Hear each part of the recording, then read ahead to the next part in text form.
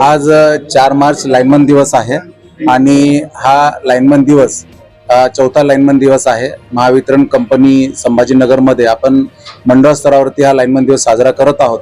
हा लाईनमन दिवस साजरा करताना शहर मंडळामध्ये आपण आज या ठिकाणी लाईनमनसाठी कारण त्याचं जे वर्क आहे हे वर्क आपल्याला माहिती आहे की स्ट्रेसफुल वर्क असल्यामुळे आपण त्यांच्यासाठी या ठिकाणी आज मेडिकल चेकअप कॅम्प पण ठेवलेला आहे। या व्यतिरिक्त आपण ज्या लाईन स्टाफनी चांगलं काम केलेलं आहे त्यांचा सुद्धा आपण या ठिकाणी आज सत्कार केलेला आहे। आपल्याला सगळ्यांना माहिती आहे की लाईन जी आहे ही आज खरी गरज झालेली आहे, मूलभूत गरजेमध्ये आलेली आहे।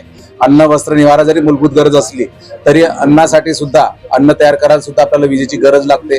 घरामध्ये वीज लागतं, कपडे शिवण्यासाठी सुद्धा विजेची गरज लागते। त्यामुळे वीज ही आज सगळ्यात महत्त्वाची गरज झालेली आहे। इवन जर घरात लाईट गेलेली असली तर आपण सांगतो की थांब 2 मिनिटं लाईट येऊ दे, लाईट आल्यानंतरच मी जेवण करतो।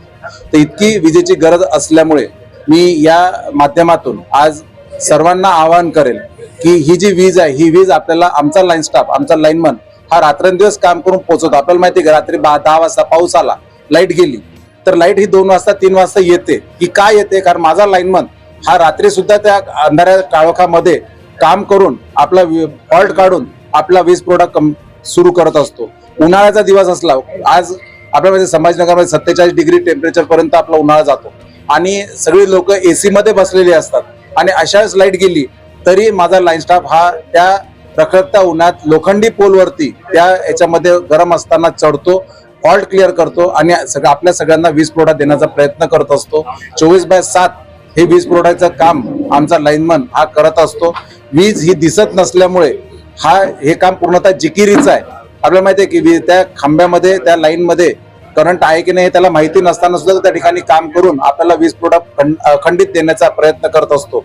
तर अशा वेळेस माझं महावितरण तर्फे आज सर्व लोकांना या ठिकाणी मी आवाहन करतो की त्यांनी वीज कंपनीचं जे काही वीज दर महिन्याला येतं ते त्यांनी वेळेत भरावं, कंपनीला सहकार्य करावं आणि हा जो लाईनमन आहे हा लाईनमन हा खरा काम करणारा माणूस असल्यामुळे हा जेव्हा आपल्या घराजवळ येतो वीज आपलं बिल थकबाकी सांगायला त्यावेळेस त्याच्यावरती न ओरडता वीज बिल भरून त्याला सहकार्य करायला पाहिजे। तसेच ज्यावेळेस लाईट जाते ही लाईट गेल्यानंतर ही लाईट परत येते याचाच अर्थ तो लाईनमन कुठेतरी फॉल्ट शोधून लाईनचं वर काम करत असतो, लाईन आणून देत असतो। त्यामुळे लाईट गेल्यानंतर थोडासा आपण सगळ्यांनी कळ काढायला पाहिजे। काय होते की आपण डायरेक्टली फोन करायला लागतो आणि मग त्या लाईनमनने फोन नाही उचलला तर आपण त्याला शिव्या देतो, परंतु तो कुठेतरी पोलवर चढलेला असतो आणि काम करत असतो। अशा वेळेस त्यांनी जर तो कॉल उचलायचा प्रयत्न केला तर त्या ठिकाणी त्याला शॉक लागून त्याचा सुद्धा ऍक्सिडेंट होऊ शकतो, त्याचा मृत्यू होऊ शकतो। तर अशा वेळेस लाईट गेल्यानंतर त्याच्यावरती ताबडतोब माझा लाईनमन काम करायला गेलेला असल्यामुळे मला असं वाटतं की लोकांनी थोडीसं वेळ पाहावी किंवा थोड्या वेळाने लाईट येईल, अर्धा 1 तास जर लाईट आली नाही तर त्यानंतर तुम्ही भले त्याला फोन करून विचारा की का बरं लाईट आलेली नाहीये, परंतु थोडासा वेळ त्यांनी त्या ठिकाणी द्यावा। आणि आज या 4 मार्चच्या लाईनमन दिवसाच्या मी आमच्या सर्व महावितरण कंपनीच्या सर्व लाईन स्टाफला मी या ठिकाणी हार्दिक शुभेच्छा देतो आणि माहिती देतो। धन्यवाद। सर, लाईनमनचे किती अपघात होतात याबद्दल काही मार्गदर्शन करण्यात आले?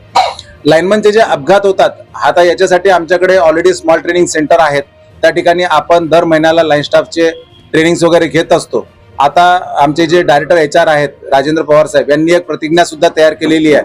ती प्रतिज्ञा सुद्धा आम्ही दर सोमवारी प्रत्येक सेक्शन ऑफिसला लाईन स्टाफला घ्यायला सांगितलेली आहे की त्यांनी त्या ठिकाणी ती प्रतिज्ञा घ्यावी, म्हणजे जेणेकरून त्यांना ती आठवण राहील की आपल्याला काम करताना सर्व सुरक्षिततेची काळजी घ्यायची आहे। डिस्चार्ज रॉड वापरायचा आहे, हँड ग्लोव्ज वापरायचे आहे, त्याच्यानंतर त्यांनी जे स्ट्रॅप आहे तो वापरायचा आहे। ह्या सगळ्या गोष्टी त्यांनी जर वापरल्या तर ऍक्सिडेंट होणार नाहीत। मी याच्यावरून सांगतो लोकांना की बाबा तुम्ही, कारण जे ऍक्सिडेंट होतात हे ऍक्सिडेंट जेव्हा आम्ही स्टडी करतो असं लक्षात आहे की जे ऍक्सिडेंट होतात हे कुठेतरी निग्लिजन्सी किंवा ओव्हर कॉन्फिडन्समुळे ऍक्सिडेंट होण्याचे प्रमाण त्याच्यामध्ये जास्त असतात। त्यामुळे आम्ही त्यांना सांगतो की तुम्ही ज्या दिवशी कामावरती सकाळी निघता तर सकाळी निघताना असा विचार करून की हा माझा पहिला दिवस आहे, मला काही येत नाही आणि मला सगळं शिकायचंय, त्या हिशोबाने तुम्ही कामाला जा आणि काम करा।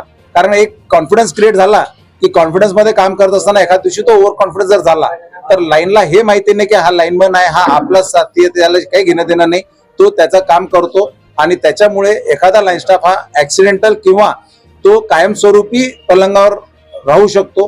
त्यामुळे त्याच्या फॅमिलीला तो त्रास होतो आणि म्हणून माझं या ठिकाणी लाईन स्टाफला सगळ्यांना आव्हान आहे की पुन्हा त्यांनी रोज काम करताना मी आज पहिल्यांदा काम करतोय असं समजूनच काम करावं. सुरक्षा साधनं पूर्णतः वापरावीत. लाईन खरोखर बंद झाली आहे का बंद करूनच काम करावं, जेणेकरून त्यांचा ऍक्सिडेंट होणार नाही.